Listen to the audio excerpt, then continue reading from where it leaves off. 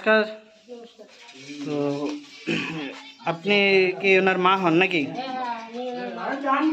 আচ্ছা, আপনার নাম কি? আয়েশা, জোরে কবেন। আচ্ছা, বোনের নাম কি? তসমিলা খাতুন।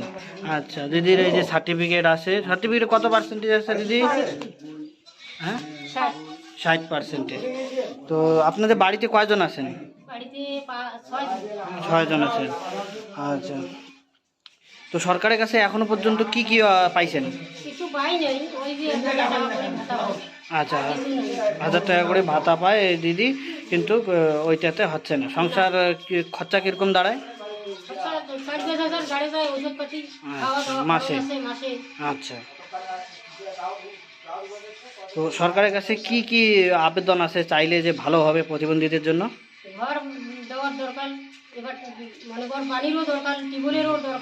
আচ্ছা, দিদি তো পড়াশোনা করেছে নাকি? কোন ক্লাসে পড়েছে?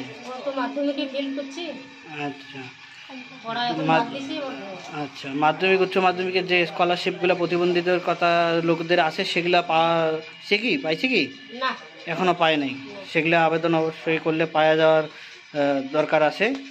তো তো বন্ধু তো বোধহয় হাঁটতেও পায় না বেশি। আচ্ছা, তো আচ্ছা, তো সরকারের কাছে আবেদন, এই বনু হাঁটতে পারে না বোনটা, এবং খুব আস্তে ধীরে হাঁটে, এবং শারীরিক একটু প্রবলেম আছে, পড়াশুনো অতটা বেশি করতে পারেনি।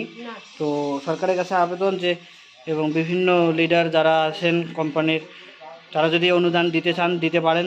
দিদির এই যে পাটা একটু বেঁকা পা, দিদি একটু পাগুলো ওঠান তো উপরে। এই যে দিদি হাঁটতে পারে না, পাগুলো এরকম, হাতগুলো একটু কাঁপাকাঁপি করে। তো ধন্যবাদ।